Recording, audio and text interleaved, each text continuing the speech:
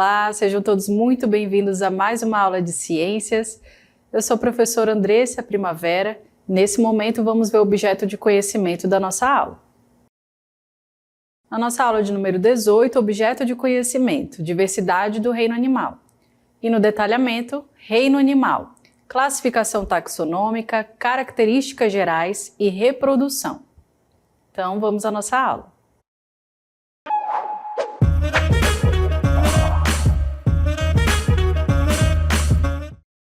Muito bem, a nossa aula vai iniciar falando um pouquinho aí sobre os animais. Nós vamos falar sobre os animais vertebrados. Bom, quais são os animais então vertebrados? São aqueles que possuem uma coluna vertebral, ou seja ela óssea, né? Ou cartilaginosa, ou ainda mista. A gente percebe aqui através desse diagrama, né, que existe aí a classificação dos animais. Nós temos primeiramente aqui os invertebrados, né, que são divididos aqui em algumas classes, como os poríferos, quinidários, anelídeos, moluscos, plateumintos, equinodermos e também os artrópodes. Então nós temos aí uma gama, né, de animais que pertencem a esse grupo. E eles são chamados invertebrados porque eles não possuem, então, essa coluna vertebral, também não vão possuir um esqueleto ósseo, né, que dê sustentação ao seu corpo. Então eles não estão classificados dentro do grupo de vertebrados.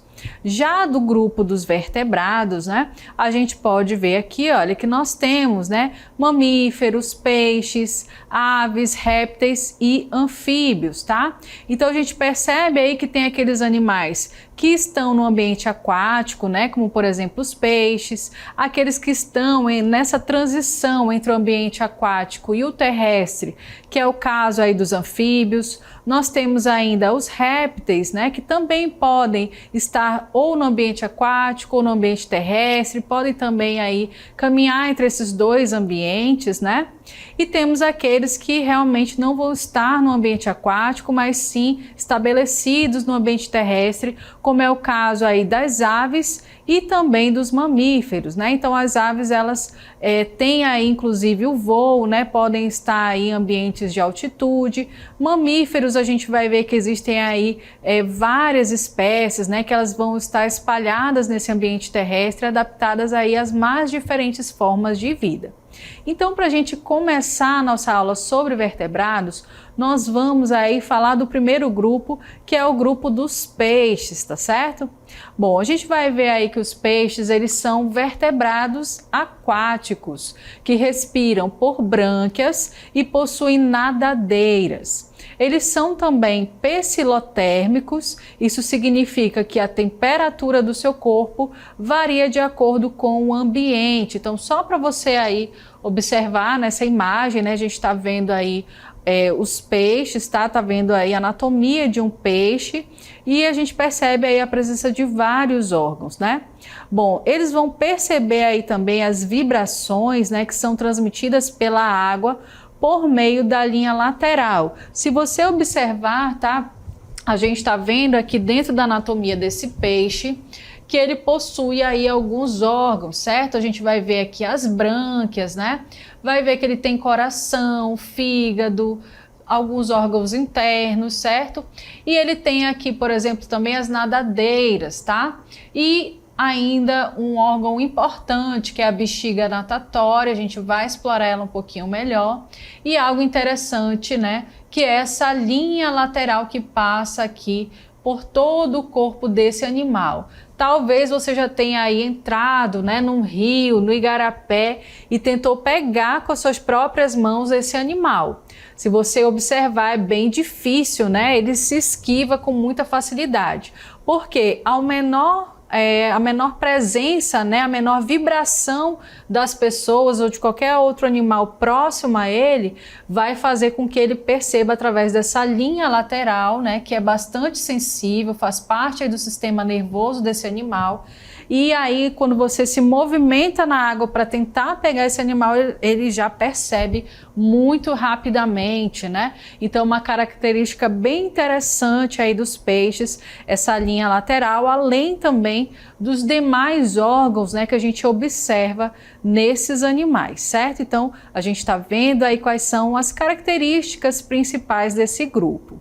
Para a gente continuar, vamos ver aí quais são essas características, né, um pouco mais detalhado. Primeiro, gente, esses animais, eles possuem um coração, tá?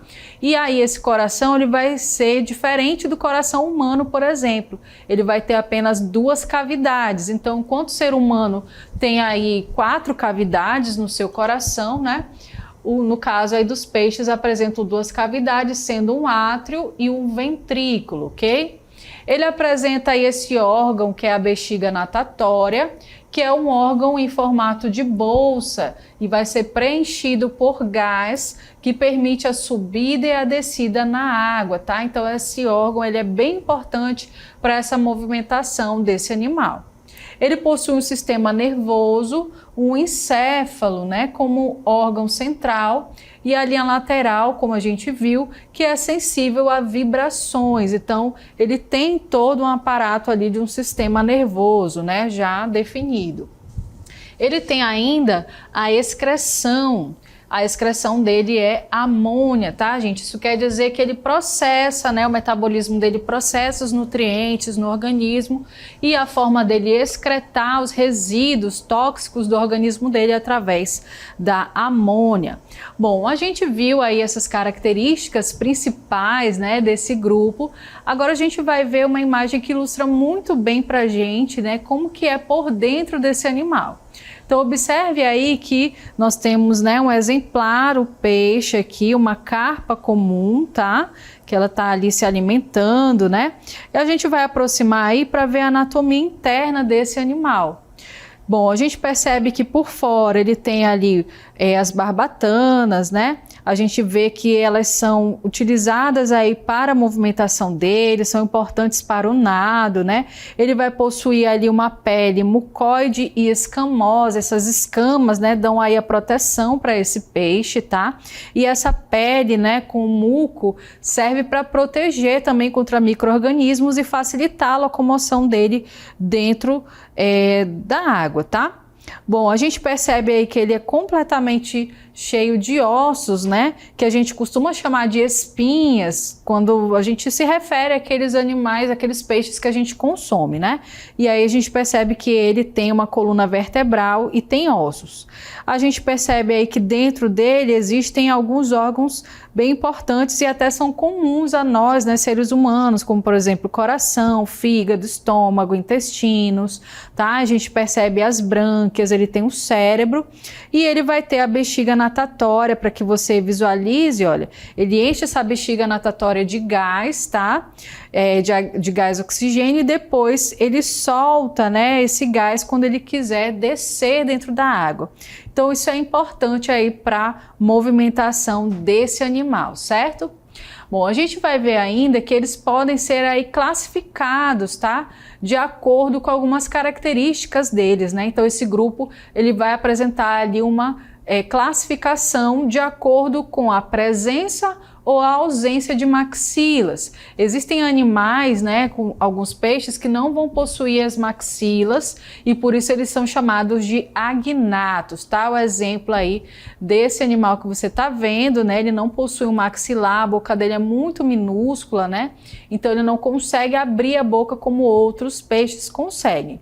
A gente tem aí também os gnatostomados, tá? Gnatostomados é o grupo de peixes que possui maxilas e a maioria dos peixes existente é gnatostomada, tá? Então, quer dizer que a maioria dos peixes vão apresentar essa maxila, vão conseguir abrir a boca normalmente, né?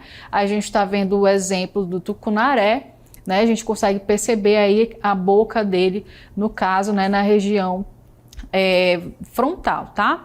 Bom, a gente vê aí que os gnatostomados, eles são representados por 2 grupos ainda. São os condrictes, que são aqueles dotados de esqueleto cartilaginoso, né? Então presta atenção aí nesse nome, condrictes, são aqueles que possuem esqueleto, mas esse esqueleto é cartilaginoso. É o exemplo dos tubarões e das arraias, tá? Então, se nós, né, pudéssemos observar aí as praias, né, de mar, a gente percebe que nesses locais a gente não vai ter a presença do esqueleto desses animais depois que eles morrem, porque eles se decompõem, tá? É diferente dos ossos que não vão se decompor com tanta facilidade.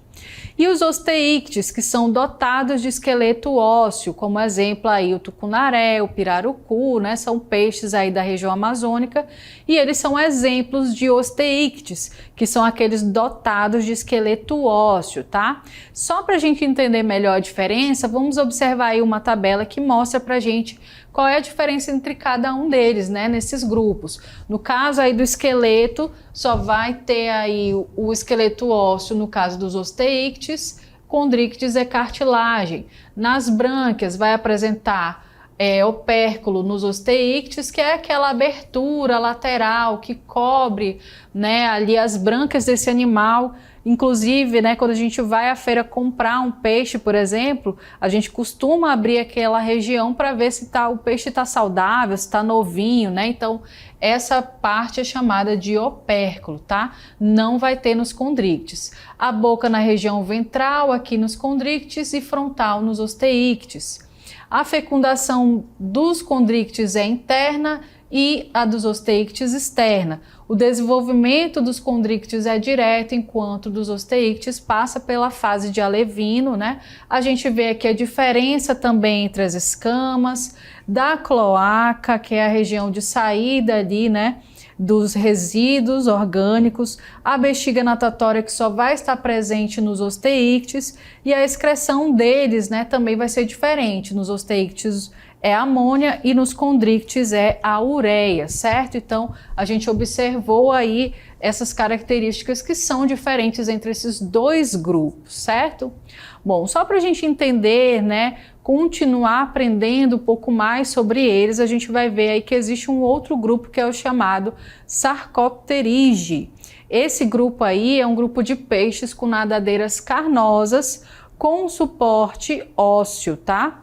Apresentam aí como representantes os peixes pulmonados e os celacantos, também conhecidos como dipnóicos. Acredita-se que esse grupo é um grupo ancestral dos vertebrados terrestres, e a gente tem aí como exemplo a piramboia. Esse peixe, pessoal, ele costuma, né, vir até a superfície para pegar o oxigênio, né, terrestre, atmosférico, tá? E depois ele retorna, né, para dentro da água. E esse peixe, ele possui uma característica de ser chamado de fóssil vivo, né? Por ele ser bastante antigo, né? Os estudiosos observam que ele já existia há bastante tempo e ele é considerado assim como um fóssil vivo mesmo, tá? Bom, a gente falando aí ainda do grupo, né, desses animais, a gente vai falar ainda do grupo dos condríctes, tá? Vamos perceber aí que são aqueles, né, que são os tubarões e as arraias, certo? Então, eles vivem no ambiente aquático, porém, eles são de região de oceanos, dos mares, né? Então, como é bonito a gente poder observar, né, esse ambiente, como é rico de beleza, de diversidade desses animais. E como a gente falou, os representantes são os tubarões, são as arraias e as quimeras, tá? A maioria dos tubarões vai ser predadora, né? Mas nem sempre eles são predadores ativos, então eles só predam ali aquilo que vai ser a alimentação deles, e quando eles têm contato com o ser humano e ocorre, né, algum tipo de ataque, é porque ele está tentando ali se defender também, né? A gente tem o exemplo aí, o tubarão-baleia. E as raias, né, elas têm o corpo achatado, vão ter as nadadeiras peitorais bem expandidas, né, então a gente consegue perceber isso. Passam a maior parte do tempo no fundo, né, do mar ali, procurando seu alimento na areia ou até mesmo no lodo. E as quimeras, elas diferem aí dos demais condríctes por terem as brânquias cobertas por opérculos, tá? E só para a gente ver, né, que as raias, elas também podem estar no ambiente de rios, tá? Então a gente costuma ver na região amazônica também raias. Os tubarões não, eles estão presentes apenas nos mares, né, em águas salgadas, certo? Então a gente falou aí um pouquinho sobre as características, né, principais dos condrictes, tá? E a gente vai ver um pouquinho melhor sobre a classe dos osteíctes, que são aqueles peixes, né, ósseos com o seu esqueleto ósseo, tá? E aí a gente está vendo por exemplos, né, de peixes de rio ou peixes da região amazônica. A gente pode ver aí tambaqui, piranha, né? Tucunaré, pirarucu, todos esses são peixes que pertencem ao grupo dos osteíctes, tá? Que, portanto, né, vão ter ali o seu esqueleto ósseo. E eles representam, gente, mais de 95% das espécies de peixes viventes, ou seja, a maioria dos peixes viventes que a gente conhece é da classe dos osteíctes, tá? Eles têm aí a presença da bexiga natatória, que é aquele órgão que ajuda eles a se movimentar dentro da água. Eles vão ter o opérculo que protege as suas brânquias e eles também vão ser divididos, né, em duas categorias, tá, gente? Eles vão ser divididos nos actinopterídeos, né, e nos sarcopterídeos, como a gente viu, como a gente falou sobre eles, certo? Então, só para a gente ver aí a diferença até mesmo de ambiente, né, onde a gente consegue encontrar esses animais, né, encontrar os peixes, principalmente na região amazônica, que é algo tão rico, né, que é a base da nossa alimentação, a base da sobrevivência de muitas pessoas que vivem nas regiões ribeirinhas, né? Bom, para a gente continuar falando aí, vamos ver um pouquinho sobre o grupo dos actinopterídeos. Eles apresentam aí por característica principal as nadadeiras sustentadas por raios, ou seja, nadadeiras raiadas. A maioria de seus representantes é ovípara, né? E suas larvas, um pouco semelhantes aos adultos, são chamados de alevinos, né? Então, esses peixes, eles não têm ali um desenvolvimento direto, mas é um desenvolvimento indireto, né? E aí os filhotes deles são chamados de alevinos, tá? E dentro desse grupo existe um fenômeno, né, que é bastante conhecido, chamado de piracema. O que é essa piracema, gente? É um movimento dos cardumes de peixe que nadam, né, rio acima, contra a correnteza, para realizar a desova no período de reprodução, tá? Então, a gente sabe que os animais, né, como os peixes, eles têm um período de reprodução, certo? Inclusive, na nossa região é comum o chamado período de defeso, que é quando a gente não pode pescar, né, esses peixes, porque ou eles estão muito pequenos, se desenvolvendo, ou eles estão no período de reprodução. E para não atrapalhar, né, esse período é interrompido ali por um tempo, né, a pesca predatória, tá? E a gente vai ver como é que acontece aí esse fenômeno da piracema. Então, observem nessa imagem, né, que eles vão migrando para regiões onde estão mais tranquilas, tá? Eles dão realmente aquele salto, né? Então, esse salto aí é até importante para os machos, porque isso vai fazer com que eles liberem ali alguns hormônios que são importantes para a reprodução, tá? Ali no ambiente que eles escolheram, né, eles vão eles vão ali colocar, né, os seus ovos, tá? A fêmea vai depositar os óvulos dela e o macho vai liberar os espermatozoides ali na água. E dentro da água que vai acontecer a fecundação, então é fora do corpo desses animais. Bom, esses ovos, né, que são formados ali, eles são deixados no ambiente e muitas vezes a correnteza até acaba levando boa parte deles embora, tá? Então é interessante a gente ver que eles procuram um lugar mais tranquilo, né? E eles colocam centenas de ovos ali, né? Mas nem todos eles vão ter sucesso, né, em se desenvolver completamente, porque existe ainda as questões, né, da correnteza levando esses ovos, existe ainda a questão, né, de predadores que vêm ali também comem esses ovos, mas a maioria deles, né, vai se reproduzir, vai dar continuidade àquela geração, né, de indivíduos, uma nova geração de indivíduos que começa. Então, por isso a gente tem que ter esse respeito aí, né, de cuidar do meio ambiente para preservar essa reprodução desses peixes, para que nunca falte, né, esses peixes aí na nossa região, nos rios, nos lagos, para que eles possam se reproduzir de maneira adequada, ok? Bom, a gente falou aí do grupo dos peixes, que são predominantemente aquáticos, e a gente vai falar agora do grupo dos anfíbios, que são aqueles que vivem nessa transição entre o ambiente aquático e terrestre. E por isso o nome deles é anfíbios, tá? A gente está vendo aqui, olha, o significado do nome. Anfi quer dizer duplo e bio quer dizer vida, ou seja, vivem parte na água e parte na terra, certo? Então a gente percebe que existe uma grande diversidade, né, desses anfíbios, todos nós conhecemos, né? A gente percebe aí através dessas imagens, olha, quem nunca viu aí um sapo, né, uma rã ou uma cecília, também chamada de cobra cega, né? Então são esses os animais representantes aí dos anfíbios, tá? E como é que fica a classificação deles? Esses anfíbios, eles podem aí ser classificados em anuros, em ápodes e também urodelos, certo? Então a gente vê aí que existe uma grande diversidade desses animais, né? Também na nossa região, na região amazônica, existe uma grande diversidade de anfíbios, tá? Muitos deles são estudados por pesquisadores que vêm de todas as regiões do planeta, para estudar essa diversidade, né? Porque eles são seres ali que são sensíveis ao ambiente que eles estão inseridos, né? Então, se você vê a presença deles ali em um determinado local, quer dizer que esse local provavelmente está livre de poluição, né? Porque eles não gostam de viver em locais onde tem poluição, onde tem devastação, né? Porque o organismo deles é bem sensível.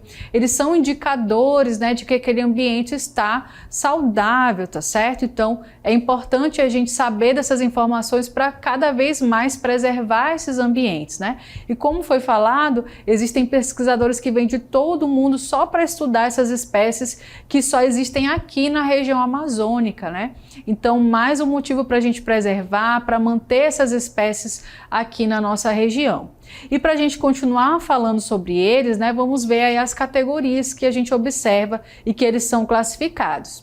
O primeiro grupo aí é o grupo dos anuros, que são os anfíbios que não têm cauda. Então são bastante conhecidos como os sapos, né? A gente vê aí que existem muitas espécies, né, desses sapos, eles estão presentes também nas áreas urbanas, né, principalmente aquelas que estão próximas a locais onde tem vegetação. Eles procuram visitar, né, alguns ambientes urbanos, porque ali eles vão encontrar alimento, né, como pequenos insetos. Então eles estão inseridos no nosso dia a dia. A gente também vê aí a presença de ápodes, que são os anfíbios sem pata, né? Muitos deles são confundidos com cobras, com serpentes, mas na realidade eles não são cobras, tá, gente? Eles não são, né, répteis, eles são anfíbios, tá? E são inofensivos. Então esse grupo de animais, eles não vão ter peçonha, né? Eles não vão ter veneno, eles são inofensivos, né? É muito comum encontrar eles em dias de chuva, quando eles saem, né, do solo, procurando ali um local mais seguro para eles e acabam entrando em contato, né, com os seres humanos quando entram nas residências, né, locais que estão próximos ali a ambientes que eles costumam ficar, né, vão ter aí a presença desses animais, tá? E a gente tem ainda a presença a classe, né, dos urodelos, certo? São anfíbios aí com cauda na fase adulta. A gente tem aí como exemplo as salamandras, né? E outros animais que também pertencem a essa classe de urodelos. A gente vê aí um que é bastante peculiar, né? Com manchas aí na sua pele, diferente de outros animais, né? Dessa mesma classe, tá? Bom, a gente vai ver aí as características gerais desses anfíbios, né? Eles são aí pecilotérmicos ou heterotérmicos, tá? Ou seja, a temperatura do seu corpo vai variar conforme o ambiente. Por isso que a gente diz, né, que eles são bem sensíveis a esse ambiente. Se alimentam aí de insetos, de minhocas e outros invertebrados, até pequenos camundongos e filhotes de pássaros. Então existem alguns, né, que vão se alimentar também de outros animais, tá? As trocas gasosas ocorrem por meio dos pulmões e pele na fase adulta e brânquias durante a fase de girina. Então observe aí que a troca gasosa dele, ou seja, a respiração deles, pode acontecer ou por meio dos pulmões ou por meio da pele, gente. Então, como assim a pele? A região cutânea, né?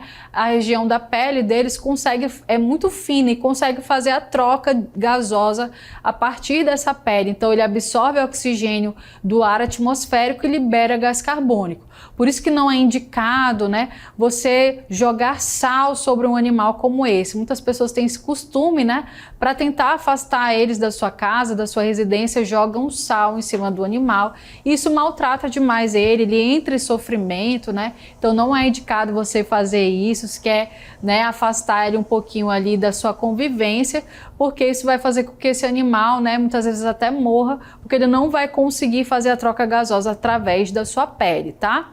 E na fase de girino, ele vai ter aí a presença de brânquias, porque ele vai estar inserido em um ambiente aquático e a troca gasosa dele vai ser nesse ambiente, certo?